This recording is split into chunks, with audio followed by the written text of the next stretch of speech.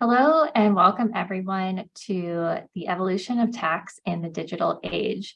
My name is Ashley and I'm so excited to be your MC for today. Before we dive in, I have just a few housekeeping items. So on the next slide is our friendly disclaimer that Avalara cannot provide legal tax advice, but we will answer your questions as best we can. Next up, we have our safe harbor policy. Please take a moment to review this while I continue on with a few housekeeping items. We are recording today's event. If you want to listen to it again or share it with a colleague, you'll receive the recording within the next 24 hours. The console you're looking at can be customizable. Feel free to move the windows around to get the most out of your desktop space. The additional resources section contains related resources, including today's slide deck. If there are any resources you'd like to check out, go ahead, open them. They'll open in a new window. Make sure to do that now, as this webinar console will close automatically at the end of the webinar. If you have any questions, you can submit them using the Ask a Question box. We will answer as many questions as possible during the Q&A time at the end. And you can also submit your webinar troubleshooting questions in that Ask a Question box. Click the button at the bottom of your screen with the little chat bubbles to access the group chat. We encourage you all to introduce yourselves and make connections with fellow Avalarans. I'd love to know where everyone is calling in from. I'm calling in from the Midwest, from Iowa, and our presenters today are calling in from across the pond, and we'll introduce them shortly. So drop in the chat where you're from today. If you have any technical issues, you can click the little question mark icon at the bottom of your screen, or you can reach out using the Ask a Question box. We are offering 1 CPE credit for today's presentation. For those looking to receive CPE credit, please note that we will ask you to respond to 3 of our 4 poll questions. The poll questions will pop up on your screen for a limited amount of time, so please make sure you're ready to answer when the question appears. Please do not split or tile screens on your computer, as this can affect the placement of the poll question. You must also attend the full 50-minute duration of this webinar. Once you have met the CPE requirements, your certificate will be available to download in the Earn Certification box on your screen. Click the icon to access it. It will open in a new tab and be waiting for you at the end of the webinar. Unfortunately, we are unable to provide CPE credit to those who have technology issues that prevent them from qualifying. Lastly, if you have a moment, please respond to the survey questions on your screen or following the webinar. All right, so on the next slide, I am excited to introduce our presenters today. So we have Ruby Buckland, the Senior Director in EMEA. She works on international strategy at Avalara. Ruby has over 20 years experience in indirect taxes and tax management consulting. Prior to joining Avalara, Ruby worked at 2 of the big 4 firms specializing in VAT advisory, tax technologies, implementations, indirect tax strategy, and outsourcing engagements. We also have Alex joining us as the Senior Director of Global Indirect Tax at Avalara. Alex leads Global Indirect Tax with 17 years of experience in global VAT, GST, international indirect tax consultancy. Alex has specialized in analyzing changing VAT requirements and advising on impact assessment and change management. So these are the 2 perfect people to go over our topic today. But before we jump into that, we do have our first CPE question. And our first CPE question is, how aware are you of upcoming requirements to switch to e-invoicing? So let us know, are you totally aware, very aware, not aware, or not at all aware? So just as a reminder, those looking to receive CPE credit do need to answer 3 of the 4 poll questions. All right, so that's all we have for housekeeping. I will pass it over to Ruby to get us started. Thank you, Ashley. Hi and good morning, good afternoon, or good evening, actually, depending on where you are in the world. Thank you so much for making time to listen to myself and Alex today. So what are we doing for the next 50 minutes or so? Well, this is our agenda slide, and I expect all of you to be experts by the end of this session in this material. So let me just run through what we're actually going to be doing. So a quick introduction, which Ashley has started, and I'll just continue that by explaining who Avalara is, in case you haven't heard of us before. We'll then have a look at what the global e-invoicing mandate timeline is, so you're aware of the key changes that are coming in that area. We'll then have a look at why tax is more important under e-invoicing, and we've got a couple of case studies on that as well. We'll then move to the notion of continuous compliance, which is a term that we're using at the moment in our discussions, and we hope that it will resonate with you when we cover that later. We'll then have a look at some of the compliance process benefits that you can get as a result of some of the changes. Then we'll move through to, this is point 6, data management, and looking at the importance of data and the access you will have to that as a result of some of the forthcoming changes. We'll then take a moment to look at the future of e-invoicing, a very, very hot topic at the moment. So we'll be digging into that in a little more detail.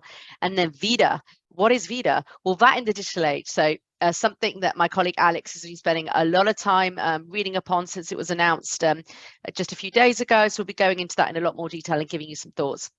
We'll then be looking at what this all means for the tax function. What are actually the opportunities for the tax function? And then we'll move to how to prepare for e-invoicing projects, some little tips and tricks of the trade. And then we'll move through to Q&A as well. So please do keep questions coming through, and we'll aim to get through as many of them as possible.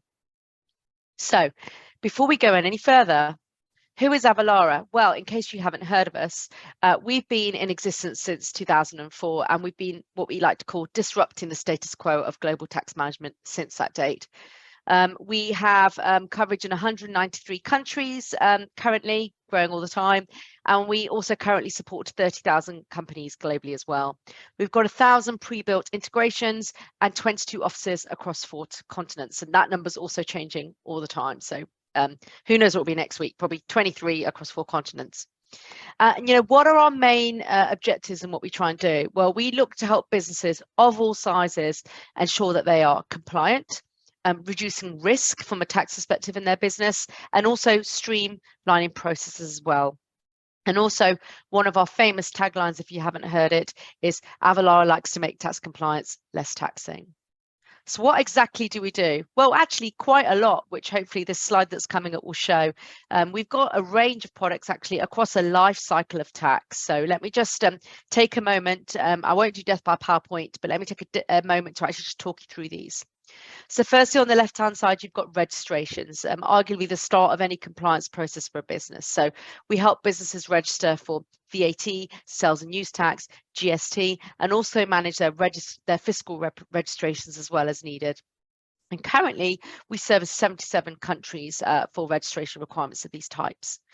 And then classification, I really like this one. So looking at product classification, so as goods move borders or states, what actually is the correct code that should be given to it to allow you to do the right duty, taxes, and other customs duties as well. And we do that in a couple of ways.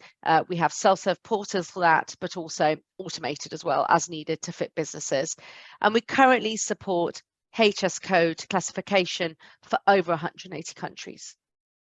Then moving through into determination, many of you on the call may have heard of Avatax, one of our leading products, which is our global tax engine.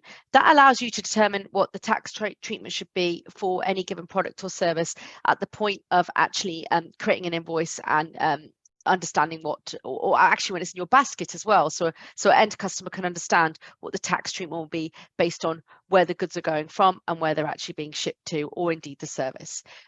So at the moment, our tax engine, Avatax, covers sales and use tax, VAT and GST, customs duties as well, and insurance premium tax. And just a little geeky fact, 33.9 billion Avatax API calls were made by customers in 2021. So I'm really looking forward to getting the 2022 stat, which I'm expecting to have gone up. Then moving through to invoicing and Avalara e-invoicing. Now this, as I said earlier, is a really hot topic. We cover all the different types of B2C, B2B, B2G, real-time reporting, including real-time clearance, QR codes, the PDF creation, and also the PEPL network as well. And we've currently got support for e-invoicing in 60 countries. And last but not least is your returns and reporting. So this will be actually the reporting of your tax position to the relevant authorities. And we've got a number of products and services under this umbrella, including our VAT reporting product for 60 plus countries. We also do a managed VAT reporting service as well. And we also manage sales and use tax positions and returns as required too. And another little fact here, in 2021, we processed and filed more than 4.1 million returns. So quite a big part of our business, I'm sure you'll agree. So if you didn't know who we are, hopefully you do now. And if you do know who we are, then hopefully we've taught you a bit more about what we do. So with the kind of introductions out of the way, I'd like to hand over to my colleague Alex, who's going to go into a bit more detail on e-invoicing. And I'm just going to warn you all, this is the point that everybody gets their cameras out, because this stuff is incredibly topical and changing all the time. So without further ado, over to you, Alex, to go through this slide. Thank you, Ruby, and hello, everyone. A real pleasure to have you with us today. So, as Ruby said, this slide sets out the timeline globally for e-invoicing mandates or e-invoicing and digital reporting changes across the globe. This is relatively fluid because more and more countries are announcing new mandates or new changes almost every day. I wanted to start off by drawing your attention to the left-hand column, column number 1. This is the last decade. And the thing I think that really stands out is it's predominantly South American, Latin American countries that have introduced e-invoicing and mandated it. Brazil introduced its mandatory e-invoicing for all transactions over 10 years ago. And soon followed by other countries in the region: Argentina, Colombia, Mexico, Bolivia, Costa Rica, Chile, Ecuador, Peru, Paraguay. The list goes on and on. Really that region is leading the way when it comes to using e-invoicing and digital reporting as a key part of its indirect tax system. The only countries, in the last decade that have introduced e-invoicing within the EU, for B2B, it is only Italy, which introduced it starting in 2019. But then the other member states that have solely done it for business to government, B2G, so for public procurement, trying to digitalize that public procurement process. We've also seen a kind of mixed approach to digital reporting with various different models applied across the EU. Some examples here on the screen: Greece's My Data VAT books. There's also been a number of other e-reporting, for example, Spain's SII and Hungary's real-time invoice data reporting. This year, we've seen some changes in Portugal. Portugal have mandated the inclusion of a QR code on an invoice. We have seen Italy extend its remit of e-invoicing. So even though e-invoicing is only required domestically between businesses, from July this year, Italian businesses also need to report data on invoices issued and received cross-border. So, if you are a US company raising an invoice to a subsidiary in Italy, actually now the Italian subsidiary will need to report key data from that invoice to the government via their SDI e-invoicing platform. I've also highlighted on there the EU's VAT in the digital age, or VIDA, as Ruby called it. Indeed, that was released only a number of days ago, so we're still digesting all of the detail, but I'm going to be providing a quick overview on the key points later on. Just looking ahead, in 2023, less than a month to go, we're going to see the spread of e-invoicing to more and more countries. Serbia within Europe will mandate B2B invoicing with its e-factura system from January. We're also going to see in the Middle East, the Kingdom of Saudi Arabia, KSA, launch phase 2 of its Faktura e-invoicing, which is going to involve the mandatory connection of e-invoicing systems to the government, so the tax authority, get to see and approve invoice data. But it's not just within Europe and Latin America. Within Asia Pacific, we are seeing increased adoption and promotion of e-invoicing in Australia, Singapore, Japan, as well as China, the Philippines, and Indonesia. 2024 is the big transformational year. From that year, France, Spain, and Poland will launch mandatory e-invoicing. So, that's over 10 million businesses that will be required to issue and receive e-invoices. And other countries will be hot on their heels. Likely Belgium, Slovakia, Romania. A lot of countries in Central Eastern Europe have actually started running pilots or initially mandating e-invoicing for B2G.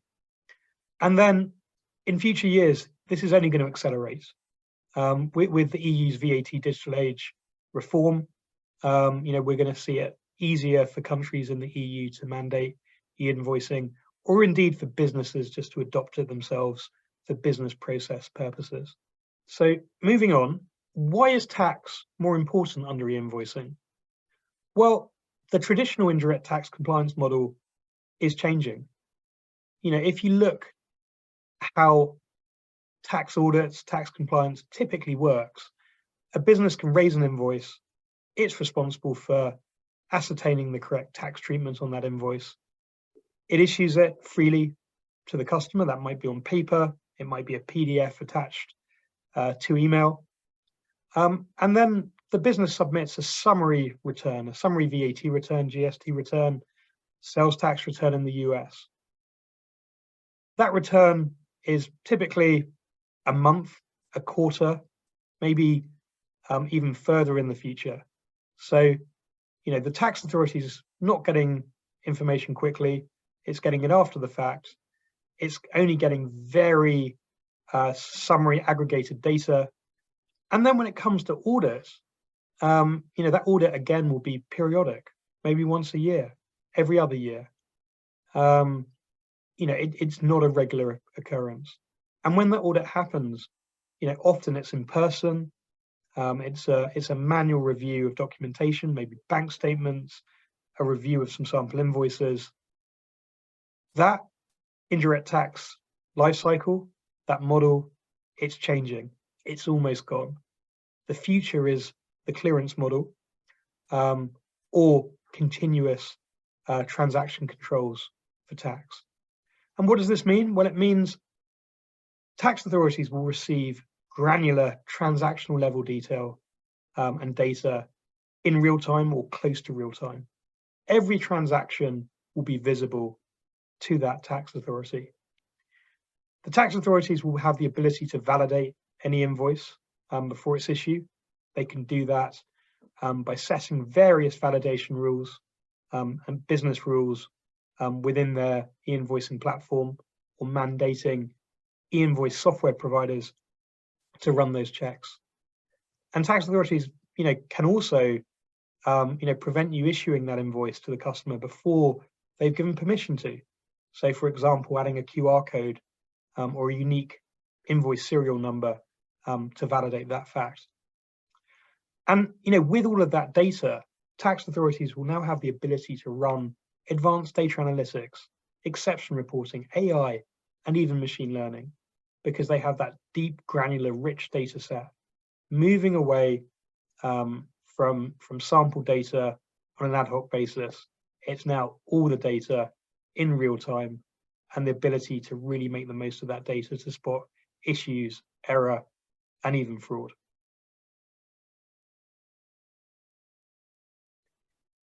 So again, why does tax become more important? Well, because all of that data is being shared to the tax authority, they can actually see both sides of a transaction and they can compare them. They can compare the sales e-invoice issued by the supplier, as well as the purchase invoice received by the customer. So that allows them to compare output VAT with input VAT the VAT that's been charged and collected and remitted by the supplier, by the seller, and conversely, the amount of VAT that's being recovered by the business, by the counterparty. So this idea of matching data between the supplier and customer will become the norm. That will be done not only through e-invoicing, but parallel e-reporting, where the customer may have an obligation to report invoice data.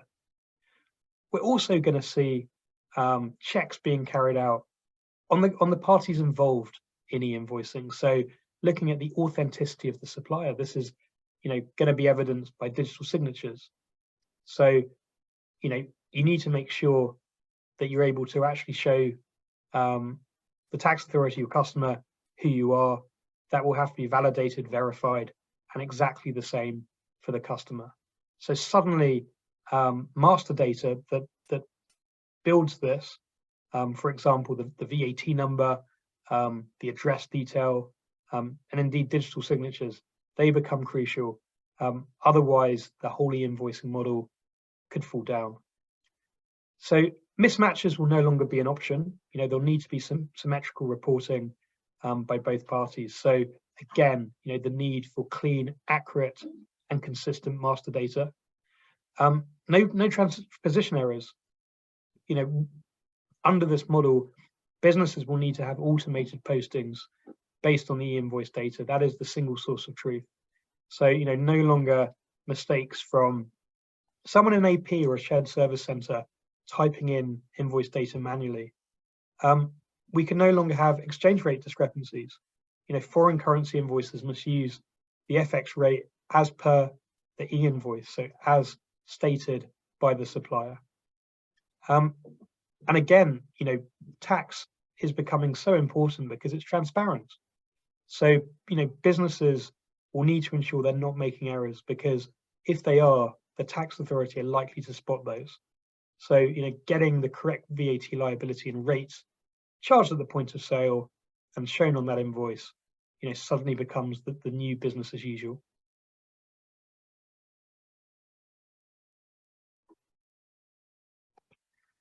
So, a quick case study here. Romania has launched its e-factura system. So e-factura is its e-invoicing platform, currently mandated for business to government supplies, and also for B2B for what the Romanian tax authority called high-risk goods. This will likely go live for every Romanian business in the next couple of years. But I think what's really interesting is the verification and validation procedures that the Romanian tax authorities have embedded into the system. So that includes checks on the structure and syntax, semantic and logic checks, checks on the identity of the issuer, checks on the integrity of the invoice content. So, making sure not only are the required fields there, but they haven't been changed. And they've said initially there'll be no VAT checks, but they've made it clear that these will be added in the future. So that's quite a big thing. I think in real time, raising an invoice to your customer, the tax authority is sitting in the middle. They're reviewing the contents of that invoice in real time in an automated fashion, but also in the future, being able to look at that VAT treatment. Maybe where there's no tax on the invoice, there's an exemption, there's a reduced rate. Maybe suddenly the tax authority with that extra visibility will look into that further, build in checks to look for discrepancies and errors. Another case study, you'll remember when we looked at the timeline, it was Latin American tax authorities leading the way by introducing e-invoicing up to a decade before its European counterparts. So they have the data. What are they going to do with it? Well, it was really interesting to see that the Latin American tax authorities have got together as a group, the CIAT. It's a collection of tax authorities in the region. And they've actually signed a deal with Microsoft to build a data center for them, but also a center of excellence for AI. So with all of that data, they can then develop artificial intelligence to run that against the data, to really look for advanced cases of fraud. They can spot where they need to dig deeper. They can spot where the risk is, where there are likely to be errors and inconsistencies. So that will probably become again another clear direction of travel for tax authorities, and it's going to be interesting to see the results and how that impacts on tax collection.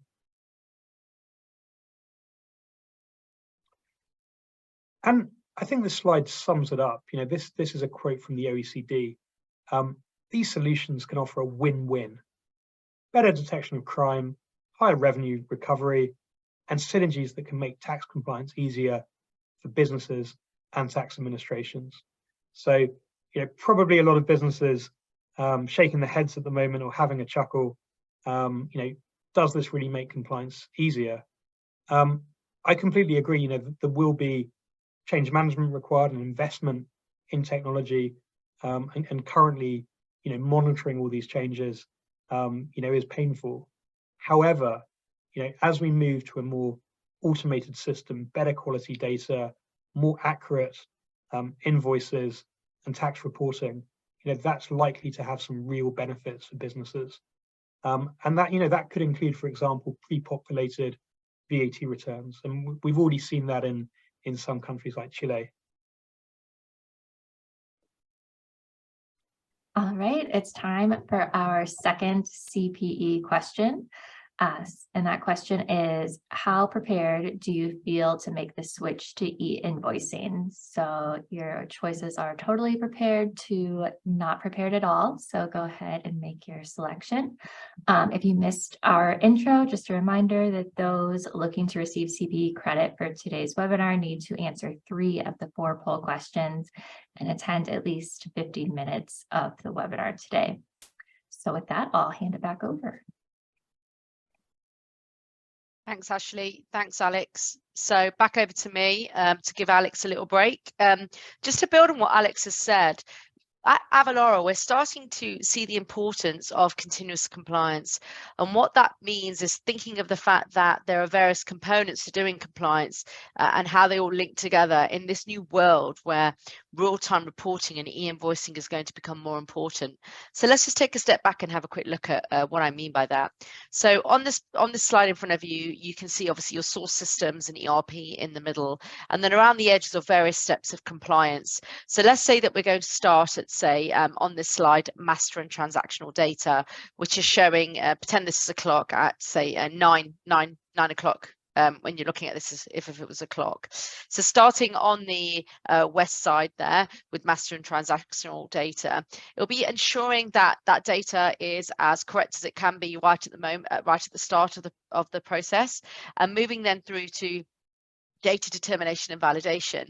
Now, there are different ways that businesses do this at the moment, how they look at what the correct VAT treatment should be and the correct coding on their goods and services, taking a minute to think about that. You have some businesses that are very automated with tax engines and others that have more of a manual approach. So however you do that today, the importance of doing that moving forward is really going to increase, because the importance of getting it right before you move to the next step, which is your e-invoice submission, and getting it right, because the authorities may actually be putting themselves in the middle of that transaction, is hugely going to increase moving forward.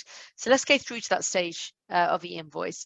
Most people are thinking about issuing e-invoices, but also you've got to think about if you're caught within the mandates and the requirements that are being launched to actually receive invoices as well. And that's a bit that's sometimes missed. So it's thinking about both sides of the coin there.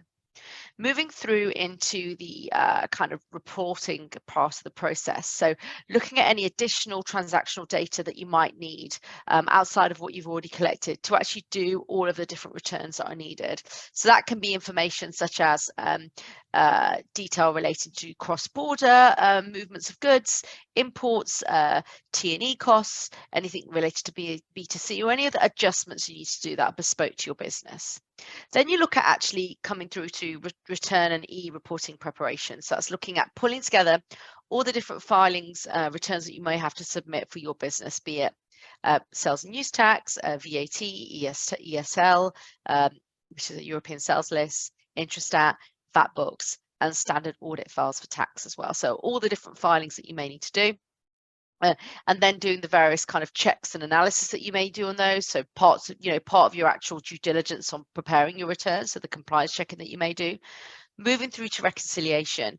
Now, reconciliation, typically we'd look to reconcile between different filings and internal sources of data.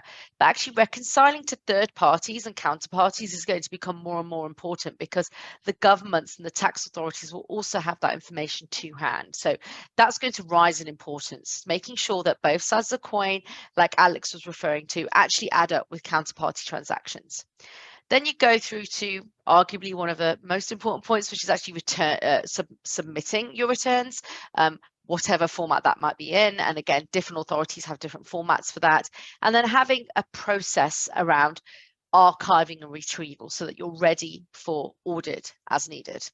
And then the whole thing starts again. So we're starting to see this become quite continuous, quite real time, whereas there is a move away from this being periodic over a period of time, but more to kind of like an atomic transaction. So stuff happening in very, very close succession as we turn to a world where digitalization is at the forefront and we have to actually comply with requirements in a different way.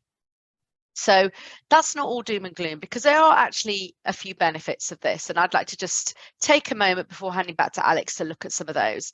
So here's a few of them, right? So the tax and compliance process benefits of what can actually arise of these requirements. And let's just look at the sales process. So quote to cash. We won't look at the purchase side today. So if you just have a look at the quote to cash in this slide in front of you and take a moment to have a look at how you move here from quote through to actually reporting. Hopefully there are different parts of this process that resonate with you when you're looking at this screen. But if I just take a couple of these, I won't go through them all. But let's just think about some of the benefits that may arise. So, compliance in real time and having to actually declare your position to tax authorities in real time means that your master data must be better and cleaner in the first instance. And you need to have comfort that your first time reporting is right. Now, if that is the case, that should lead to a reduction in audits, fines, and penalties. And it also means that all your invoices should hopefully be valid, so there's less of a chance of rejection by the tax authorities, and those important counterparty reconciliations will match.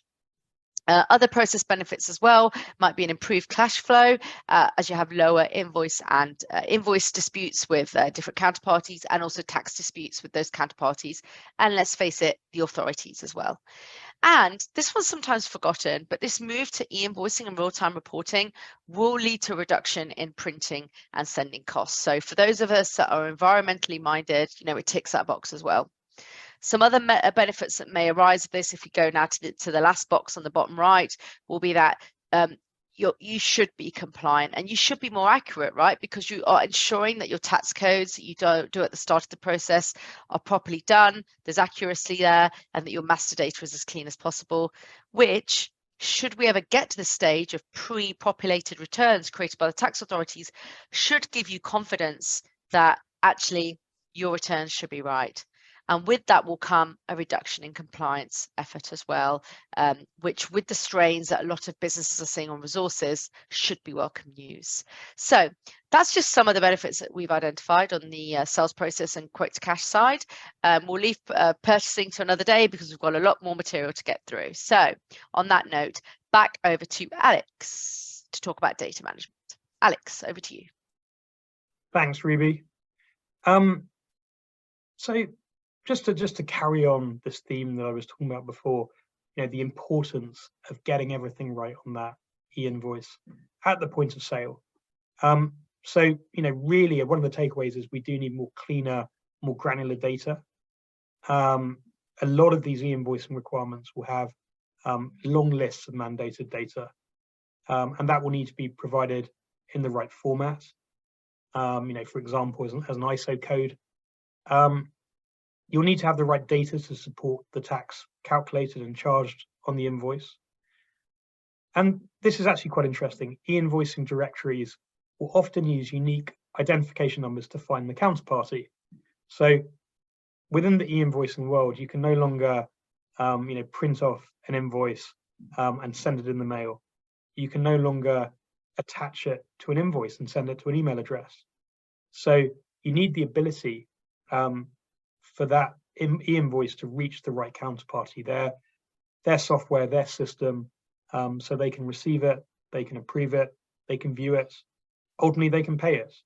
And because that is typically done based on corporate ID numbers or VAT registration numbers, suddenly if you don't have that data in your system, in your master data, or there's an error, there's a space difference, there's a some sort of small typo, the computer will say no, that invoice will be rejected, or if it is accepted, it won't find its way to the counterparty. So very, very important, and part of any change management program to digitally transform your tax function and finance function under e-invoicing is to ensure that you've got those relevant data elements.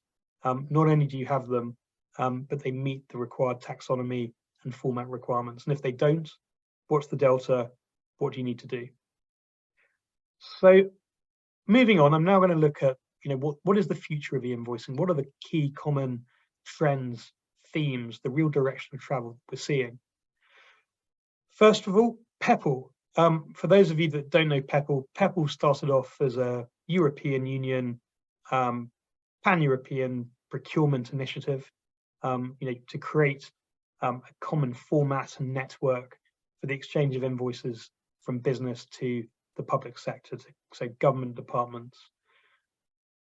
That's now changed to a more general, wider e-invoicing network, but one that meets the European e-invoicing standard. More countries are adopting this, so it's no longer just a European project.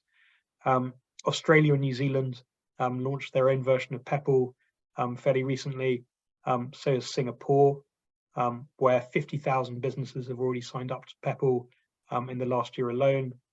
And then Japan is the latest country in the region to adopt PEPL with its new Japanese PINT standard. And we expect that will continue. There'll be more and more countries that will join PEPL and make use of it.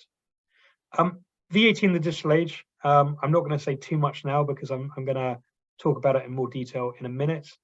But we will see that removing barriers for e-invoicing mandates. We'll see the promotion of a European e-invoicing standard, and we're going to see new pan-EU digital reporting requirements. We're also going to see the increased use of QR codes. So Switzerland has recently mandated the use of QR codes for payment data on an invoice. I mentioned Portugal in the past. That QR code is quite clever. It includes various bits of data, including the certified registration number of your certified billing system that's also been required from this year. And KSA are using it under their e-invoicing requirements. We think Spain will in 2024. I think QR codes are here to stay. We'll see them being used to capture a lot of data, so that can be easily shared, but also maybe as a way for consumers to zap that code on their phone, share that information with the tax authority, or at least validate that tax has been reported to the tax authority. So quite clever there. I think we're going to see more and more mandatory e-invoicing applying continuous transaction controls. And that will spread to virtually every country in the world. At the current rate, it probably will only take another 4 or 5 years for full widespread adoption. And I think we're going to see greater harmonization. So PEPL, that I just mentioned, they've got a new international document model for e-invoicing, which is going to make it less Euro-focused and more scalable for global adoption. That's the PINT model. But we're also going to see the European Commission really push for the harmonized European standard, the EN 16931. So that will be spreading across Europe. And then we're going to see increased e-reporting as well. So, even though a country may not mandate the issuing of an e-invoice to consumers, so B2C, as a general trend, we're seeing a requirement to report that data to the tax authorities in a predetermined format, at a predetermined frequency, so the tax authority have all of that data. So VIDA, VAT in the digital age. So this was announced just last week on Thursday, the 8th of December, 2022. This has already been delayed from an expected release date in November. Then it was actually pushed an additional day later last week, but then it was fully released. Big announcements from Brussels, including a live press conference from Paolo Gentiloni, the EU's Commissioner for the Economy. There has been a lot of press releases, videos, supporting information, FAQs released. This really is a big, once-in-a-generation initiative by the European Commission, with the big emphasis being on closing the VAT gap, fighting fraud, and bringing the EU's VAT system into the digital age. So what does this look like? Well, what we saw released last week were 3 pieces of draft legislation. These proposed bits of law make changes to existing legislation, so changes to the VAT directive, to the implementing regulations, and the regulations on administrative cooperation. So all of those changes, once they go through, will really change digital reporting, e-invoicing, and a couple of other initiatives across the EU VAT system, including around the single VAT return and the platform economy. So at a high level, what's changed? Well, we're going to see a new harmonized digital reporting system for cross-border supplies within the EU. So any intra-community supplies, supplies by European businesses, supplies that are subject to the reverse charge, where the tax is accounted for by the customer, they will be covered by a new real-time reporting system. There'll be no exemptions, no thresholds, so this will equally apply to non-resident businesses, micro businesses, and we're going to see the requirement to submit real-time data, which will be a subset of e-invoice data by both the supplier and the customer. So in practice, this will mean the end of the EC sales list, also known as recapitulative statements or the VISE reports. That will disappear. It's no longer seen as being fit for purpose. So those periodic summary intra-EU sales lists, and in some countries purchase lists, will be replaced by this real-time or close to real-time transactional level digital reporting. And the data that needs to be reported and the e-invoice that it comes from will be based on the European e-invoicing standard. So EN 16931, originally created for public procurement B2G, but will now become the key gold standard and harmonized requirements for cross-border e-invoicing and reporting. We're also going to see a change to the definition of an e-invoice in the EU VAT directive. Currently, it's relatively broad. Any invoice that's been issued and received in any electronic format. Going forward, that definition is going to be changed to align with the definition in relation to e-invoicing in the public sector, i.e., it needs to be structured. That data needs to be in a structured format. So what does that mean? Well, it means that a standard PDF will no longer be considered an e-invoice. So if an e-invoice is mandatory for cross-border supplies or indeed domestically, that will no longer count. It will need to be structured data. Think XML, so UBL, CII, possibly a hybrid PDF, so the PDF A3 that is not only just human readable, but it's machine readable because it has embedded XML. This will be facilitated through mandatory B2B e-invoicing intra-EU. So as I said, every single business who does intra-community supplies of goods and services to customers in other EU member states will need to issue a structured e-invoice, so data in a structured form, and that will need to meet the European e-invoicing standard. And then the European Commission is also removing the need for a customer to agree to accept an e-invoice. So currently, under the VAT directive, paper has parity with digital. So ultimately, a customer can decide if he wants to receive an e-invoice or not. Maybe the customer doesn't have the right technology, the right systems in place, or expertise to receive and view an e-invoice.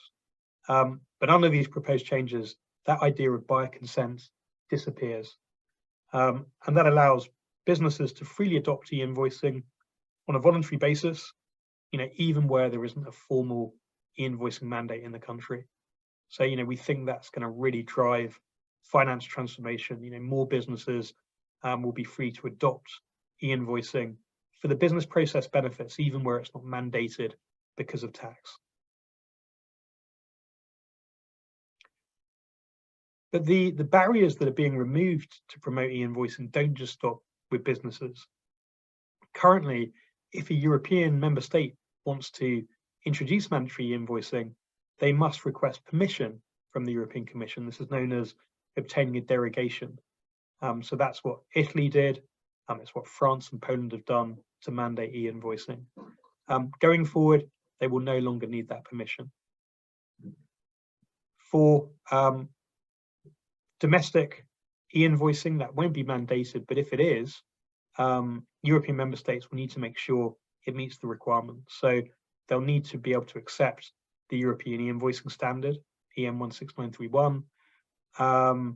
They also need to make sure that invoice system doesn't involve pre-clearance by the tax authority. So trying to remove some of the barriers to free trade. So obviously a lot of European countries have very diverse digital reporting requirements at the moment. In the short term, those will need to ensure interoperability with the new EU requirements before fully converging in the medium term to be compliant. There's going to be a decentralized reporting model where taxpayers will submit their data to their national tax authority, but that will then be aggregated up to a new VISE system, a big pan-European database. What happens next? Well, a lot of reading, a lot of debate, a lot of analysis. As I said, it was released only last week. The European Council need to review and approve this. It needs unanimous support, so all EU 27 countries need to agree. There's a public consultation that's about to kick off for several weeks to obtain feedback from businesses. Some of these are very quick wins. We'll see them in place as early as 2025. Although the intra-EU digital reporting, a couple more years to prepare, January 2028. And in parallel to this, a lot of work has already started on updating that European e-invoicing standard, making it fit for purpose for B2B and the modern day.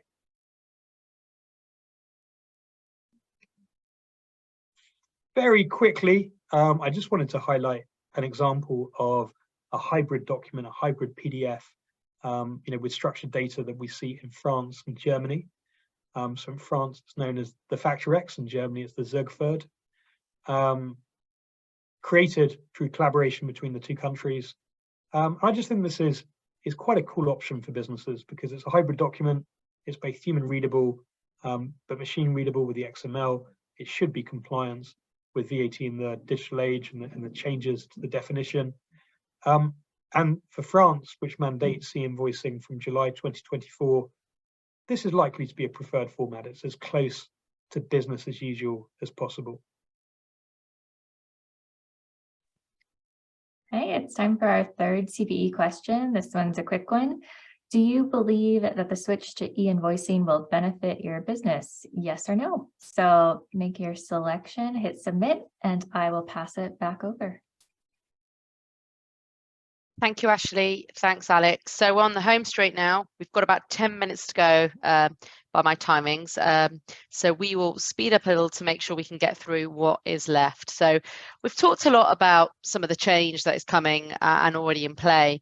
And some of that could probably be quite daunting, but I want to take a minute to look at what the opportunities could be for the tax, and in some situations, the finance function as well, depending on who owns tax within your business. And there's three key things, buckets of opportunities that we wanted to focus on today.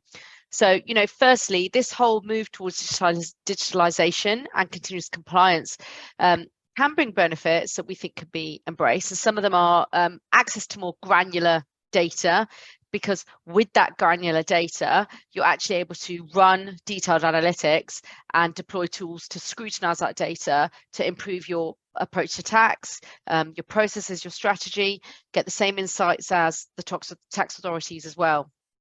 And, moving on to the second bucket here, as a tax director, VP of tax, and arguably, head senior in finance, you could become, and actually will become, quite a key stakeholder when it comes to having rich and powerful data that can provide real genuine insights to the business. So the data that we've talked about, that could give trend analysis, improve management reporting, and insights as well into procurement and sales that help aid the future direction of the business and the strategy. And moving through into the last bucket, continuing on the data and the associated insights, that data can actually help the tax function develop closer business relationships that go beyond accounting and finance, partnering across the breadth of the business, engaging with the C-suite, and actually getting you a seat at the top table to be part of some of those key business changes and strategic decisions that sometimes tax and finance can be brought into a little later down the line as opposed to upfront. So there's some of the benefits that we see. Something, we've alluded to the costs, but here's a stat that I think is quite interesting. The price of an invoice is actually less than a postage stamp.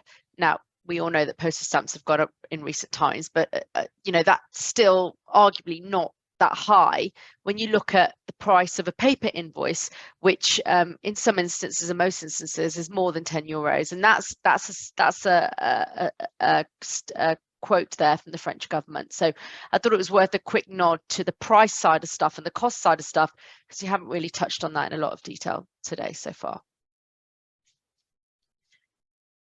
So how do you actually prepare for an e-invoicing project? Now, this might be your radio, or you might have some experience already, but we've got a few tips and tricks to help with your strategy and overarching principles that could perhaps help guide you, whether you're starting a project or looking to take on your next one.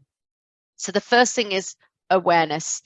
Advanced knowledge, having that advanced knowledge is key and allows you more time to prepare. So the slide that Alex showed near the start, with all the mandates that have happened over the last 10 years and the ones that are coming, that is constantly changing. I mean, looking after that and being on top of that for Alex is a day job in itself. So it's how do you actually have the advanced knowledge, know what's on the horizon, how it impacts your business so that you can actually prepare. And, feeding on from that horizon planning, how are you actually then keeping on top of that for new things? Because often there's new things that come along, or they could change in scope, format, standard, date. And we've seen quite a bit of that, to be honest with you. Stuff changing that's meant to be coming, even announcements or days of implementation. So staying on top of that and having a strategy for it, either working with a partner that can do that for you, or having someone in the business that's a key part of their day-to-day. Then moving forward is looking for synergy. So once you've plotted, once you've made sure you're aware and you've plotted what's coming that impacts your business, it's then looking at, well, what are those things? And are there any synergies actually in how they're being rolled out, or the model that's being rolled out? Because really should look to build to as much of a standard as process and only deviate from that where absolutely required. So look for the synergies, identify the differences. And some of the models that we've talked about include looking at whether it's QR codes, what's the invoice format, what's the scope of the application in terms of, is it a B2B, B2C, B2G, etc. And lastly, the last tip for today would be look for a single, scalable, global answer. thinking strategically and globally and not tactically and not locally. And I think that's a real shift in mindset, because so far, a lot of businesses that we've talked to have kind of tried to deal with these requirements as they come up in a kind of whack-a-mole, quickly stick a plaster on it and move on type situation.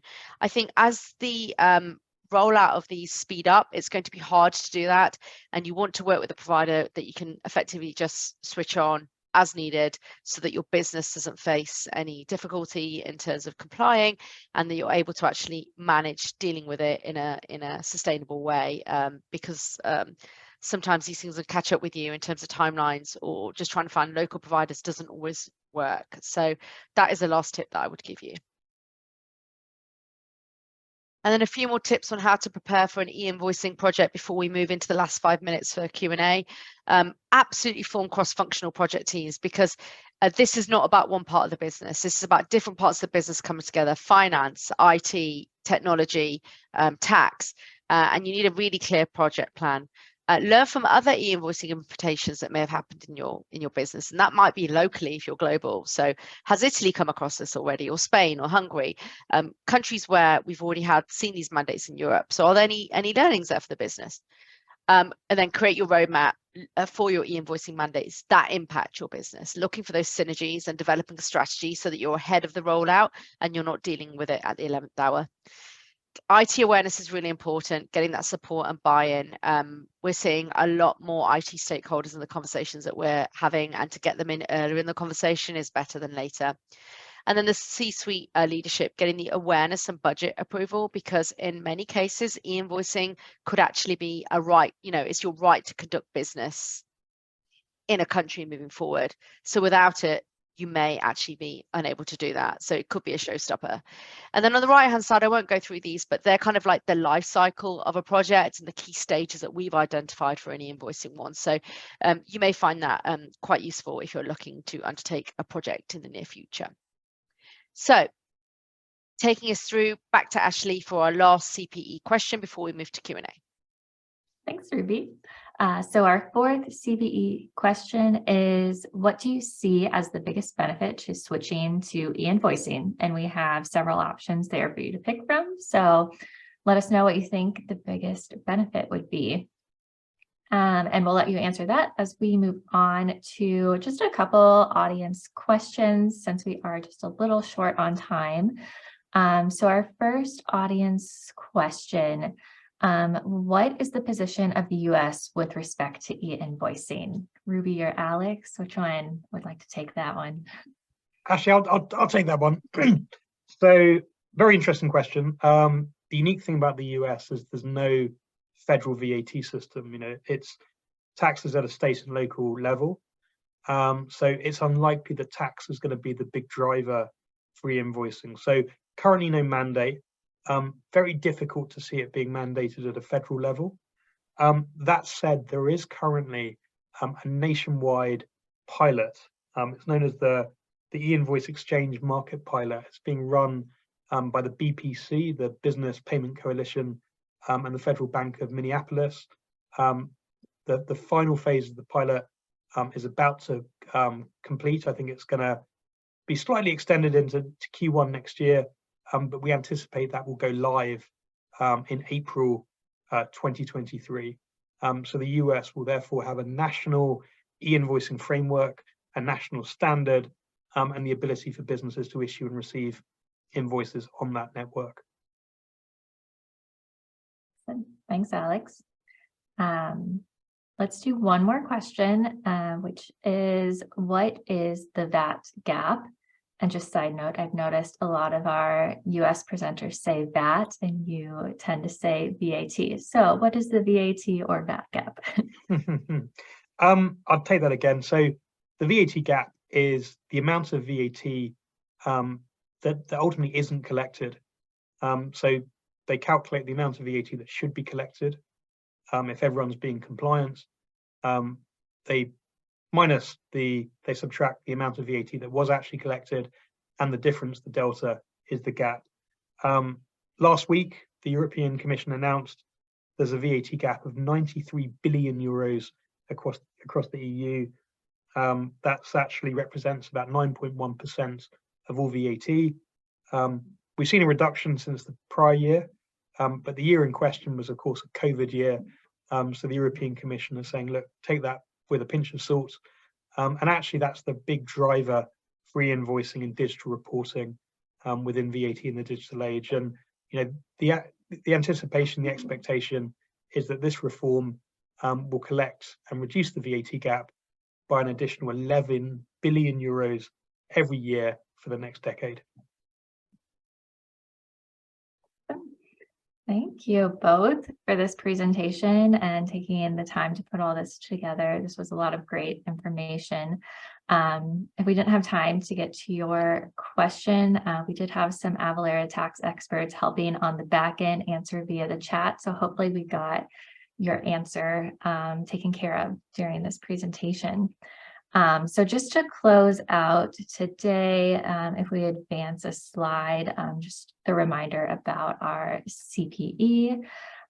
So for those who qualified for credit, you can download your certificate in the Earn Certification box or in the post-event email. In the post-event email, you'll also receive a link back to this console. So you can view the on-demand recording, get the slide deck, get those additional resources. So thank you all for joining today, and this concludes our webinar. Thanks, everyone. Thanks for your time.